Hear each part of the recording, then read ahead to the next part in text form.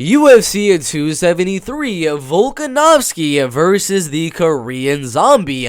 Very early prediction, I'll say that right now. It is currently March 21st of 2022. This fight is on April 9th, 2022. We still have about, I would say, 2 or 3 weeks until Volkanovski versus Korean Zombie actually is going to be happening. But I asked you guys in the community section, what fights do you want me to predict next? And then I said, do you guys want me to do an early prediction for this card? You guys did say yes, so we're going to be doing that. We got Volkanovski versus Chan Sung Jung in that main event. We got Petrian Aljamain Sterling in the co-main event. We got Mackenzie Dern and Tisha Torres in the strawweight division. Imavov versus Gastelum at middleweight, Khamzat versus Burns at welterweight, Aspen Lad and Irene Aldana. This is where the prelims start in the bantamweight division. Mallot and Mickey Gall at welterweight, Daniel Santos and Julio Arce at bantamweight, Darian Ian Garry at welterweight, Madsen, Vinc Pichel at lightweight, Hansen, Piera Rodriguez at strawweight, Marcin Tybura, Jairzinho Rozenstruik at heavyweight, and if I get the name correctly, I always mess it up some way or another, Driscus du Plessis and Anthony Hernandez. I probably butchered it, but there are a few fights that have been canceled, moved around a little bit. The first one being Pat Sabatini, Gavin Tucker. That has been moved to a different card with a new opponent in Pat Sabatini versus TJ Laramie. The second one being Driscus du Plessis versus Chris Curtis. Curtis withdrew. And then Albert Duraev and Anthony Hernandez. Albert Duraev withdrew, and they instead did Anthony Hernandez versus Driscus du Plessis. So some solid fights on the card. I mean, Driscus or Anthony Hernandez, the winner of this fight probably gonna get a top 15 fight next after they get this win, if they do end up getting that win. We got Rozenstruik, Tybura, top 15 heavyweights. We got Piera Rodriguez, undefeated prospects at the strawweight division, undefeated prospects in the lightweight division, undefeated prospects in the welterweight division. A newcomer to the UFC, Daniel Santos. A newcomer to the UFC, Mike Mallot. Some bantamweight prospects, some crazy welterweights, some crazy middleweights. It is a stacked card. I can't wait for this fight to happen, but you guys know what you came for. Y'all came for predictions. We're going to go into the first one here in the middleweight division. Driscus du Plessis and Anthony Hernandez in the middleweight division. Again, if I'm mispronouncing the name of Driscus du Plessis or if it's something else, definitely correct me down in the comment section below. This is a solid fight. Du Plessis, 16 wins and 2 losses, knocking out Trevin Giles, Marcus Perez inside of the UFC and over there in Eagle FC, as well as over there in the KSW, knocking out some very, very solid guys, only losing to Roberto Solidig, a very, very solid guy over there that should probably be in the UFC as well. That is a legit prospect as well. They're both similar in age, 28 years old, with Driscus being 1 inch taller and having a 1 inch reach advantage. In terms of striking, I'm gonna go Driscus. His striking is better. His kickboxing is absolutely killer. He's got the power advantage. He's got really good boxing, really good kicking, body kicks, high kicks, all of that type of stuff. But that's not only what he has in the toolkit. He also has a very legit ground game, and that is not a thing that we really get to talk about with du Plessis, as we just keep on seeing him get knockout after knockout after knockout. You see right here, 9 submission wins, 7 knockout wins, and then the losses, 1 submission loss and 1 knockout loss. That already leads me to believe this is not going to be a fight that goes the distance. Either way, we're going to see Driscus get the knockout, or we're going to see Anthony Hernandez get the submission. We're going to see a finish in this fight. That's probably what is going to happen. Anthony Hernandez is a pretty solid boxer, although a lot of his wins are coming by that guillotine choke submission and the Anaconda choke submission. He's beaten some legit guys. Brendan Allen right there, unanimous decision. Junior Park by submission, and then Rodolfo Vieira in a crazy fight by an arm in a guillotine choke submission. He only lost to ranked middleweight fighter Kevin Holland, and then Marcus Perez isn't really the best person to be losing to. But overall, if Anthony Hernandez is gonna win, it's gonna really come down to Du Plessis kind of gassing out is the only real way I see him winning, because every facet of the game, Du Plessis is literally the better fighter. He's faster on the feet, he has more power in his hands, he's got the better kicking game, he's got the better wrestling, he's taller, he's lengthier, I believe he's faster on the feet as well. I probably is going to have the wrestling advantage. Maybe Hernandez could pull off another guillotine or another anaconda or something like that, but that would be the main reason, or the main way, that Anthony Hernandez is going to win the fight. Would be some fluke crazy submission that Du Plessis is just not worrying about. He just kind of puts himself in the position and gets submitted, or if Du Plessis does get gassed. So it is a short notice fight. The odds as of right now have Du Plessis as a 1.5 to 1 favorite, right around minus 160 right there. A couple of them have Hernandez at plus 154. It's a solid fight, definitely going to go the favorite here, because Du Plessis is literally the better fighter wherever you look at this fight. Du Plessis by... I'm going to go knockout in the second round. Really good fight in the middleweight division. Jairzinho, Rozenstruik, and Marcin Tybura in the heavyweight division. Both guys coming off of losses. Marcin, he was on a very, very good win streak before all of those losses, beating Sergey Spivak by unanimous decision, Maxime Grisham by unanimous decision, Ben Rothwell, unanimous decision, then a few TKO wins over Greg Hardy and Walt Harris, only losing to some former champions, title challengers, and ranked opponents. Fabricio Werdum, Derek Lewis, Shamil Abdurrahimov, and Augusto Sakai. But he has been knocked out in a lot of those fights. The only fights he's not getting knocked out in are Fabricio Werdum, who's a grappler. He's not going to go out there and knock out Marcin Tybura. And then the fight that he did not get knocked out in was Alexander Volkov, who he's not really known for getting too many knockouts. I mean, he did knock out Walt Harris, Alistair Overeem, Fabricio Werdum, and Stefan Struve. But for the most part, I don't really see him being a guy that's going out there looking for the knockout in every single one of the fights. Jairzinho is going to be that guy. He's not really, in some of the fights, he is a little bit tentative. He likes to stay back and kind of pick his shots very, very lightly, and then explode on you every now and then, or he'll just kind of just stare at you, take pictures for a while, and not really do anything. But eventually, when he does explode, like we saw him do against Augusto Sakai in that fight, he does explode, like Junior Dos Santos. When he wants to throw that power, once he wants to throw those big shots and try to get that knockout, he will start throwing, and he will knock you out. Marcin Tybura doesn't have the best chin. He's been knocked out plenty of times in his career so far. His main way of winning here is going to be what Curtis Blaze did to Jairzinho Rozenstruik, and literally just take down Rozenstruik over and over and over again. But Tybura is not as good of a wrestler as Curtis Blaze. Maybe we'll see 1 or 2 takedowns from Marcin Tybura, but I think in the second round, Jairzinho Rozenstruik is going to come back, and he is going to knock out Marcin Tybura. We've seen him come back in a lot of his fights. Alistair Overeem, he was losing for quite a while, came back very late in the fight and knocked out Alistair Overeem. Junior Dos Santos, it was the first round, it was pretty even there, then he came back in the second round and knocked him out. Augusto Sakai, pretty even, back and forth punching a little bit, got his back to the cage, started wailing, and he knocked out Augusto Sakai. I think we'll see a few takedowns from Marcin Tybura, but in that second round, Jairzinho is going to come out there, he's going to start wailing on Marcin Tybura as his back is to the cage, and he's going to land that biggie boy shot, and he's going to knock out Marcin Tybura. Really good fight there in the heavyweight division, but first,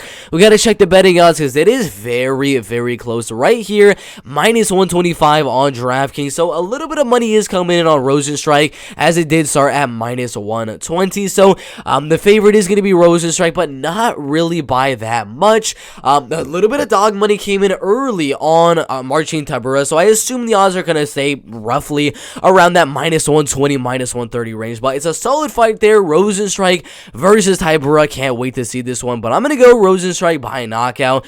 Really good fight in the heavyweight division. Piera Rodriguez and Kay Hansen in the women's strawweight division. Piera Rodriguez, a very, very solid girl. She's 29 years old. She did start MMA a little bit on the later side. Her first professional MMA fight was back in 2017 when she was about 24 and a half years old.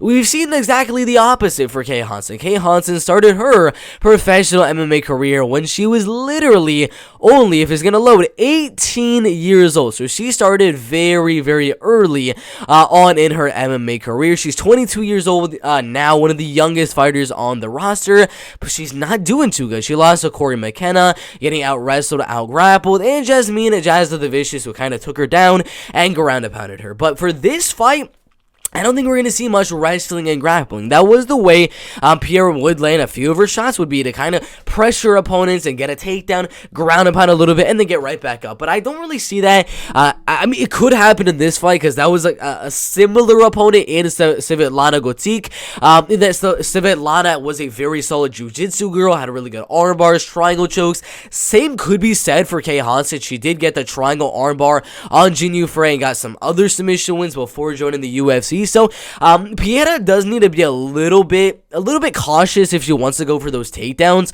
on Kay Hansen, because we know that there is a submission threat from Kay Hansen on the ground. But I think that's where I'm definitely going to go Piera Rodriguez winning, is because I can't see Kay Hansen winning. Piera is a very strong, very powerful fighter in this women's strawweight division, and if there is going to be a takedown, if there is going to be a grappling or wrestling approach taken to the fight, I think it's going to be Piera Rodriguez initiating it, which I don't think she really needs to, given that she does have the striking advantage. Kay Hansen, maybe she'll be able to land one takedown, maybe two, but Piera, being how strong she really is, every time she's been taken down that I've seen from her, she gets right back up 4 to 5 seconds after she does get taken down. And it's not like she's getting up by giving her back to her opponent. She's literally just standing up. She's kind of like Derek Lewis, where she gets taken down and she's just using pure strength to get right back up to the feet. So I am going to go Piera Rodriguez. She is the underdog on the fight, but she's going to have the power advantage on the feet. I really like when she comes forward and just starts throwing those flurries, because that really does work well with the judges. I mean, if she's coming forward at the beginning of the fight and at the end of the fight, at the end of every single round, just throwing a huge flurry, the judges are going to see that and they're going to award her for doing so. Kay Hansen, I can't really see her outstriking Piera. Piera's pressure, her volume, her power, her strength is going to overpower Kay Hansen. I think Kay Hansen might be one of those girls that joined the UFC just a little bit too early into their MMA career. I see Kay Hansen going to fight for another regional organization after losing to this one, and then eventually working herself back in and eventually fighting for the UFC later down on the line when she gets another win streak going. But for now, Piera is on a win streak. She's 7-0 and she is the underdog, so that is one thing to definitely look at here, is that if I can find the odds, Piera Rodriguez is at plus 130 on DraftKings, plus 125. I do have her winning the fight. So it was close right when the odds came out. It was minus 110, minus 110. Money came in on Kay Hansen, but I'm going to go the underdog, Piera Rodriguez, to win the fight by a unanimous decision. Vinc Pichel and Mark Madsen in the lightweight division. Mark Madsen, the Olympian, you already know why, is he's a very good Greco-Roman wrestler. You see right there, foundation style is wrestling. The profile picture right here is wrestling. We know he can wrestle. We already know he can wrestle. We've seen plenty of wrestling matches in the Olympic Games where he got the silver medal in 2016 only to Roman Velasov. Got many submission wins, TKO wins, and a lot of them he's kind of just getting the takedowns and controlling the fight on the ground. The last fight was very interesting. Clay Guida against Mark Madsen was very close, and the reason it was very close is that Clay Guida, another wrestler, another really good grappler, was able to kind of make the fight be a striking one, and it was mainly that for 3 straight rounds. A few takedown attempts here and there, but overall it was pretty much a striking match, and Mark Madsen did pretty good in the fight. He was slightly outstriking Clay Guida, but that's a pretty easy thing to do in my opinion if you're able to stay away from that pressure and maybe mixing the takedowns like Marco Madsen was able to do. I would say a fighter like Clay Guida is much worse of a striker than Vinc Pichel, and I think this is definitely a step up in competition for Mark Madsen. Vinc Pichel, pretty equal in the wrestling and grappling to Clay Guida. He's very strong in the clinch, has really good wrestling as well. Maybe not to the extent of Mark Madsen right here, but he's got very strong, a very strong attribute to him. I mean, I've never really seen it before where a guy like Jim Miller, who we know to be a very solid wrestler and grappler, just got dominated by Vinc Pichel. Vinc Pichel just kept on taking him down over and over and over again, using that strength. I mean, it was just absolutely insane to see. And for those reasons, I think the strength of Vinc Pichel will allow him to actually make this kind of like the Clay Guida fight, a more striking type of fight. I think this is a perfect matchup for Vinc Pichel, and that he's fighting a wrestler with not really the best striker. I think Vinc will be able to keep the fight on the feet for the most part, keep the fight at range,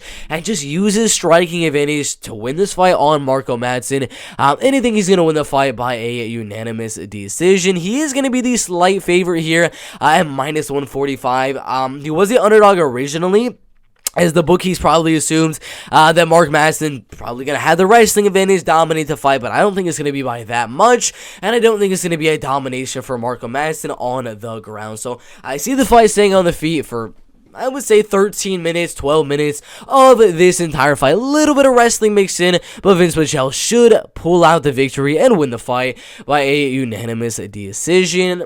Ian Garry and Darian Weeks in the welterweight division. Darian Weeks, 5 wins and 1 loss, 28 years old, and a lot smaller and a lot less in terms of reach. That's one thing you really gotta notice with a guy like Ian, the future Garry, a very, very high prospect in the welterweight division, is that he's very tall, very lengthy for this welterweight division. 6'3", having a 4-inch height advantage, and a 74-inch reach, having a 2-inch height or 2-inch reach advantage right there. He's training with some beasts over there. At Sanford MMA, he's training with Derek Brunson, Vicente Luque, Gilbert Dorino Burns, Robbie Lawler, Takashi Sato, Jason Jackson right there, Jared Gordon. A lot of very, very legit guys. Phil Halls, Impa Gazangana. He's training with some legit guys over there at Sanford MMA.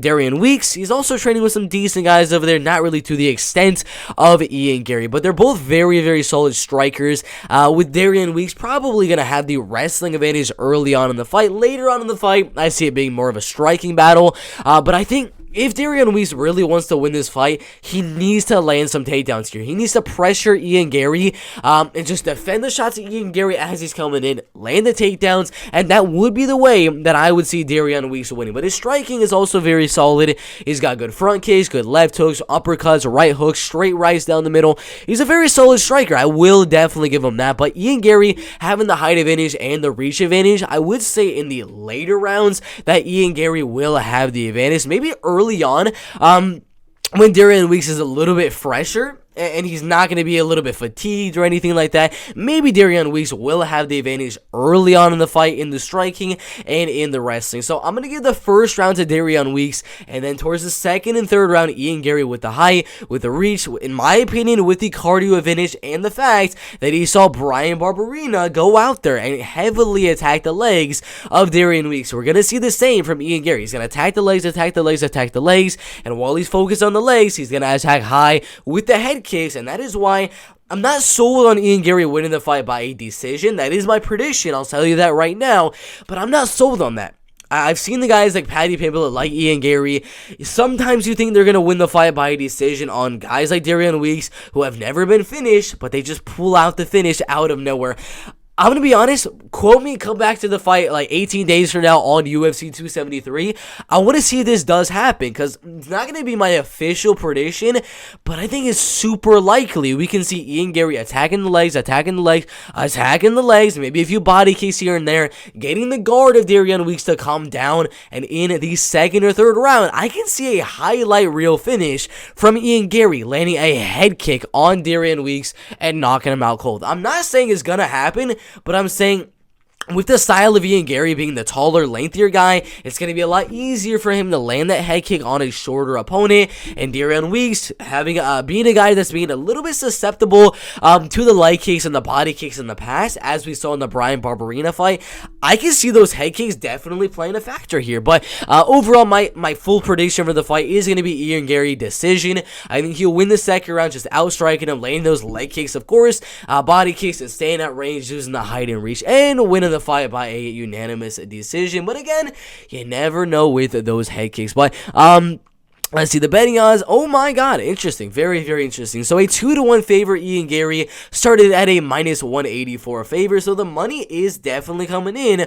on Ian Garry, the favorite, to win this fight. So I'm going to go Ian Garry winning. I don't know if he's going to win the first round. Darian Weeks is pretty solid earlier on in the fight.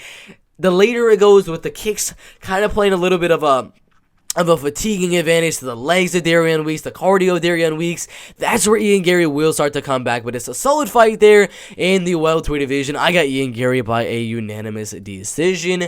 Julio Arce versus Daniel Santos in the bantamweight division.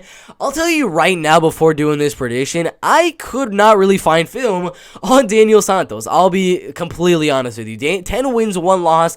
I could literally only find the Brave CF fight, the ACB fight, and then I'm not too sure if I found the Future FC fight. I did see the highlight of the spinning back kick, but the only fights I was able to find were the ACB and this armbar submission when he got in Brave CF.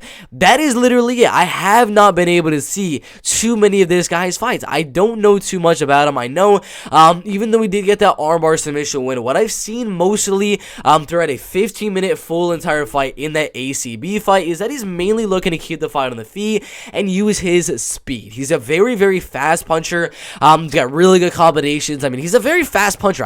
That's the main thing going for Daniel Santos is his speed, and he does have, I would say, a little bit of power, not as much as a Julio Arce, but in terms of kicks, maybe he will have the advantage there. So 5 knockout wins, 2 submission wins, and 3 decision wins. The way Daniel Santos wins is really to use his speed, pressure Julio Arce in a little bit in the first round, and then start to go in the back foot. Have Julio Arce come to you, and that is where you need to explode with some sort of spinning attack. The spinning back kick he caught on Henrique Fantini, the spinning back kick to the body he caught on the undefeated Clever Silva. That is what he needs to do, is the first round, put on the pressure, land the speedy, fast punches on Julio Arce, and in the later rounds, have Julio Arce, a guy that usually likes to come forward, land his combinations, and come towards you.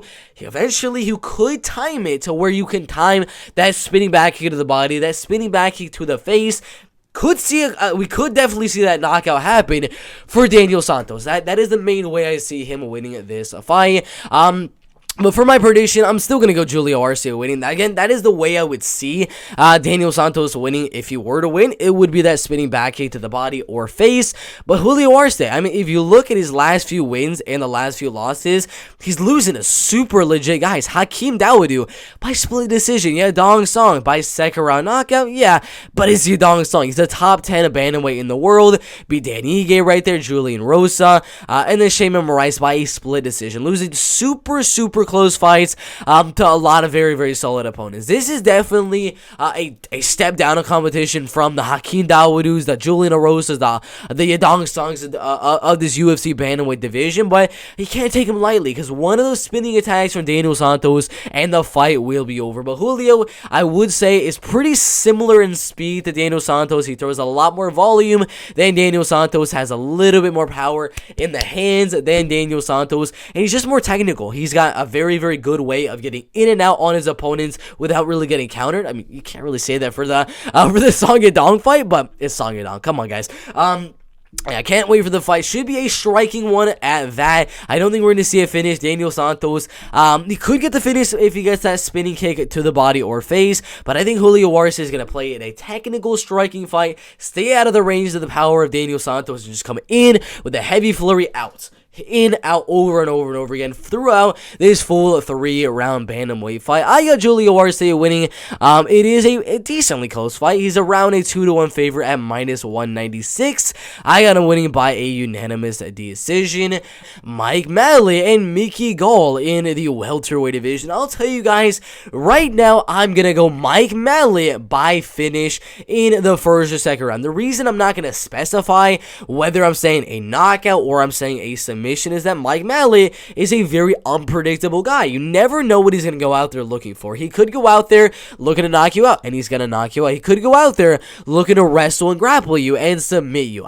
You never know with this guy because he's really legit in every facet of the game. You look at his wins, he's got 4 submission wins and 3 knockout wins. His only loss being to Hakeem Dawodu back in 2014. We've seen how good Hakeem Dawodu has become inside the UFC. That is the only loss. He's beat Solomon Renfro and an undefeated Shimona Shimotriski, both by submission in the first round. Mickey Gall, very solid wrestler, very solid grappler. He could go out there, pose a decent threat in the grappling to this guy, but come on, I think if there is an advantage for Mickey Gall here, which I don't think there will be, I still think Mike Mallot is going to have the advantage in terms of the wrestling and grappling, but just say in some magical universe that Mickey Gall is going to be the better wrestler and grappler, I don't care. Mike Mallot is a way better striker, and he's going to knock him out on the feet either way. I am hyped on this prospect, Mike Mallot. He's going to do really good in the UFC, coming from a House of Champions MMA and a Team Alpha Male as well. He's going to be doing absolutely amazing in the UFC, out-grappling Mickey Gall, out-striking Mickey Gall, and finishing him in the first or second round. The betting odds surprisingly close, -154 for Mike Mallot and -160, +140 for Mickey Gall. I'm hyped on Mike Mallot, so I'm definitely going him to win the fight by finish in the first or second round.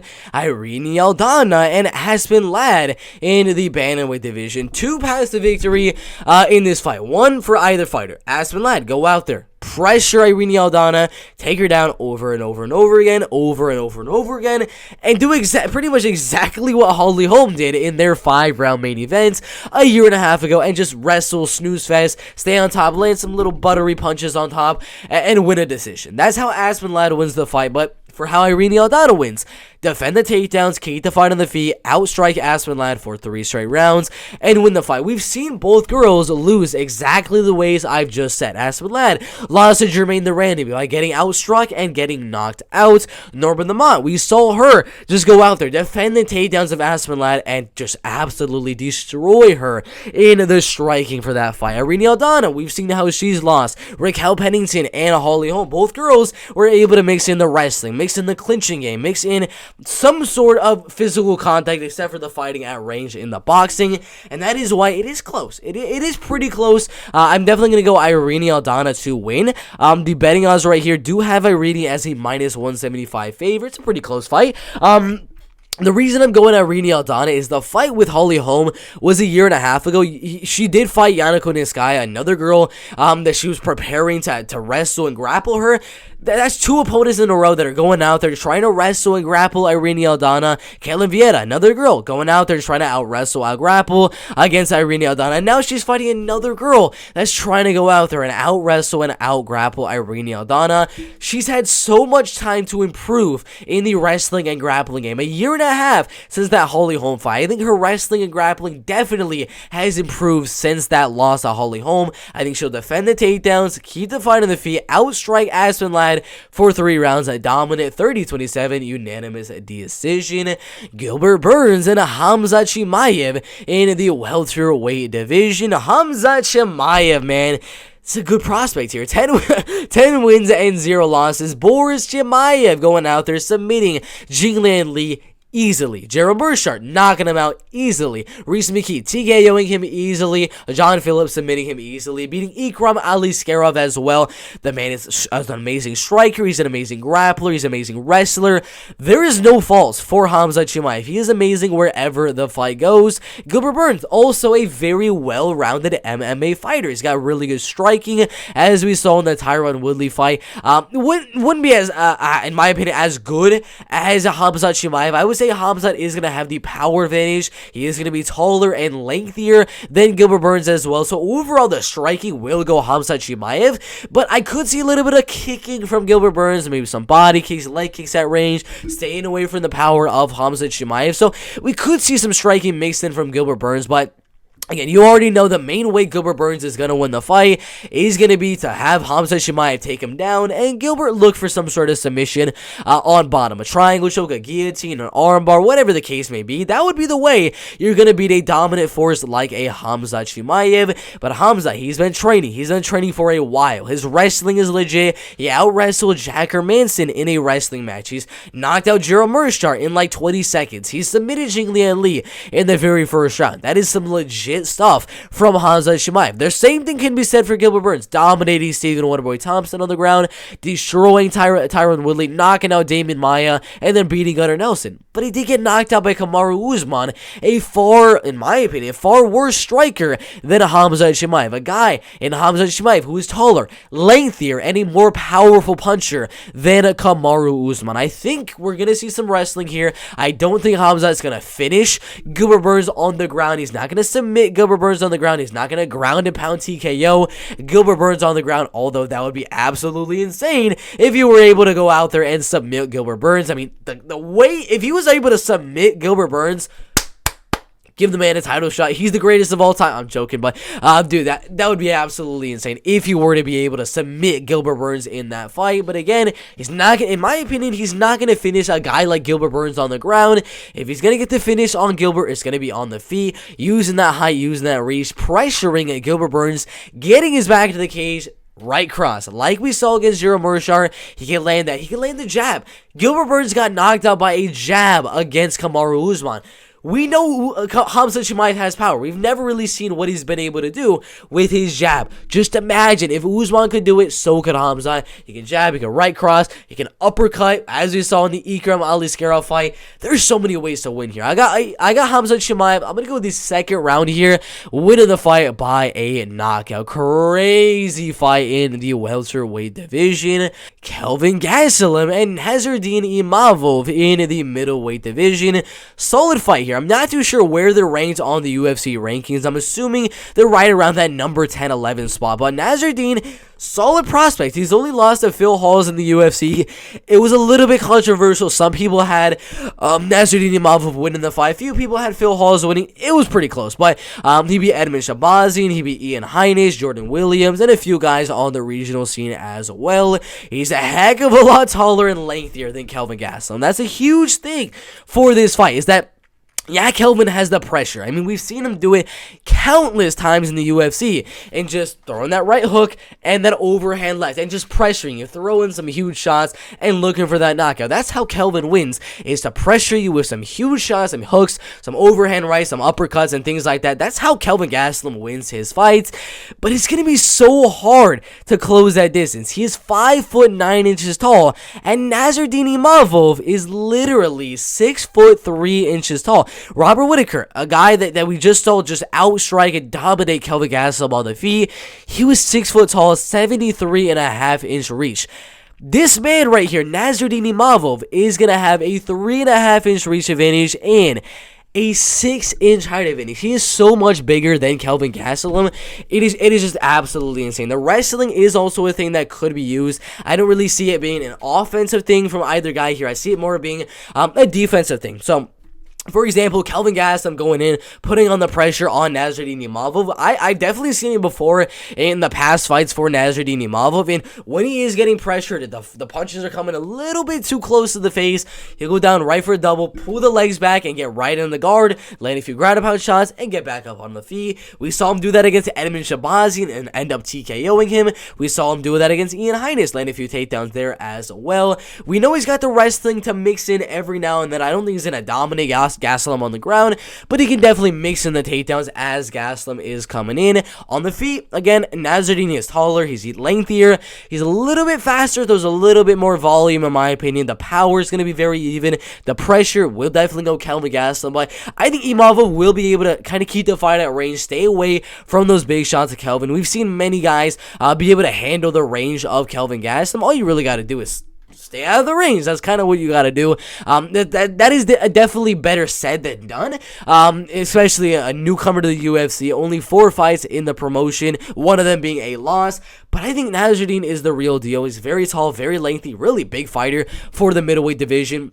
I think he's going to outstrike Kelvin, mixing those takedowns every now and then, and win the fight by a unanimous decision. Odds 2-1. Nassourdine is the favorite. But that is who I have. Nassourdine by unanimous decision. Mackenzie Dern and Tecia Torres in the women's strawweight division. Two ways this fight goes. Mackenzie Dern somehow finds a way to get the fight to the ground and submits Tecia Torres. That is one way this fight goes. The other way, Tecia Torres, that has nothing to do with the wrestling and grappling, because what I've seen of the wrestling of Mackenzie Dern has not really been that good. She's landed a few takedowns here and there, but usually if she's landing the takedown or getting the fight to the ground, her opponent is really just giving it to her, or she's landing a shot on the feet and then able to get the fight to the ground. She's not going to be able to land the takedown on Tecia Torres. Tecia Torres is very, very strong, and she is smart enough to know that she's not going to go for a takedown on Mackenzie Dern. There's no way she's going for a takedown in this fight.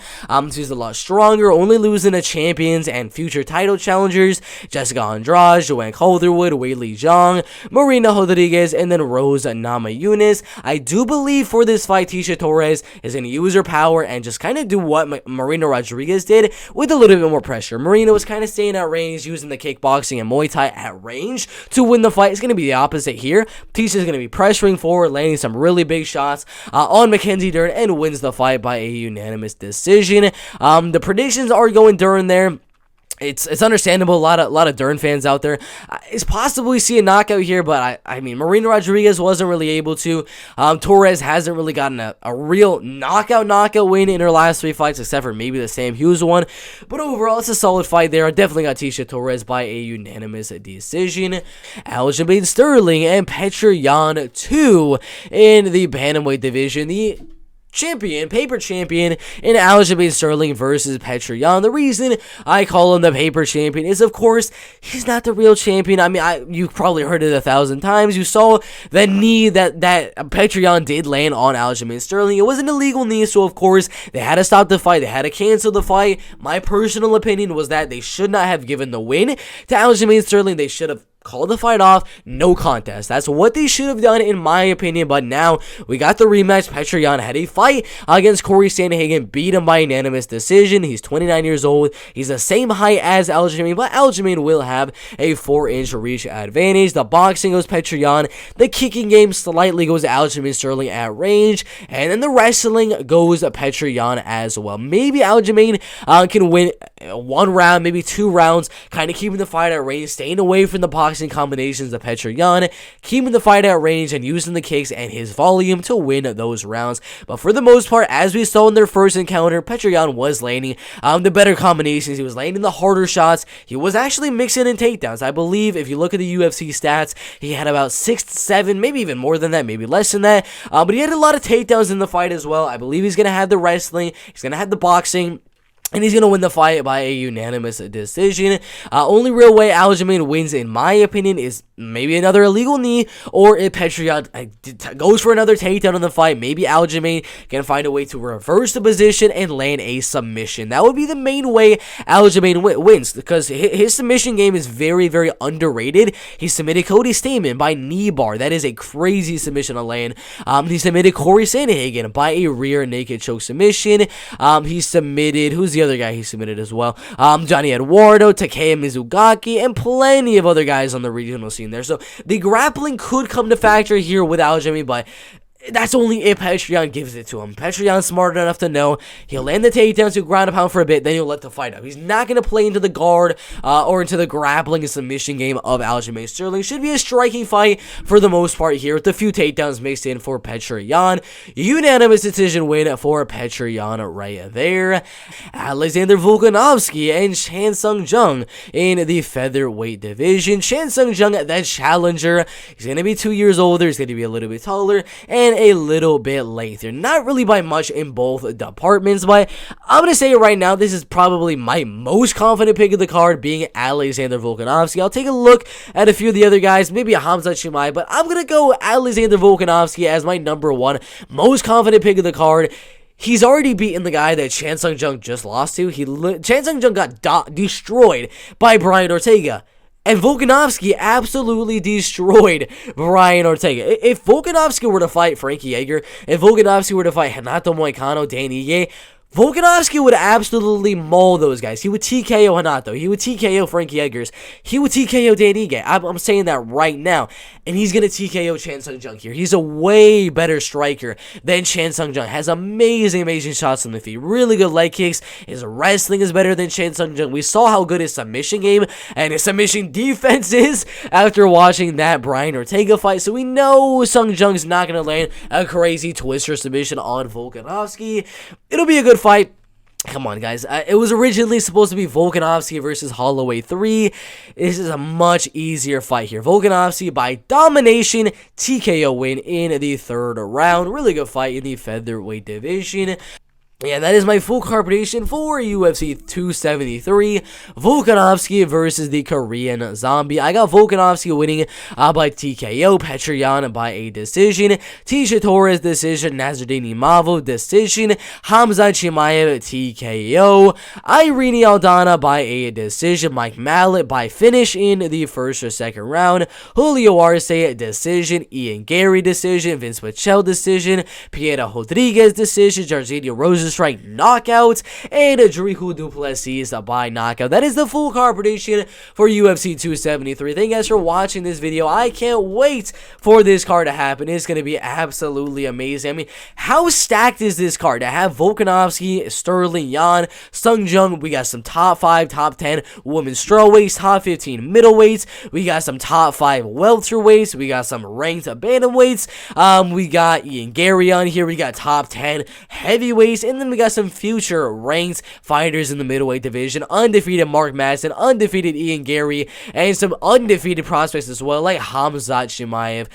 I cannot wait for this card. It is going to be absolutely insane. And as usual, if you want to see all the bets that we will be making for this card, go to your computer and go right to the channel. Press this join button right there. If you are not on your computer and you're on your iPhone, you're on your iPad, whatever the case may be, go to any one of my videos. It can be my full card prediction. It can be just a regular prediction. Go to the last 10 seconds of that video. And if you guys can see right here on the left side of the screen, press this right there. And for only 10 cents a day, you guys can become a channel member for BERT MMA and get all of the best UFC bets, all of the best Bellator bets, PFL bets, LFA, whatever organization is out there doing MMA and has betting odds that I will be betting on. You will see all of the best bets. We're up around 120% in 2022. So if you want to see all of those bets, click that one right there at the end of the video. Thank you guys for watching the video. Put all of your predictions for Volkanovski, Chan Sung Jung, and all of the other amazing fights down in the comment section below. Thank you guys for watching. We'll see you in the next one. Let's go.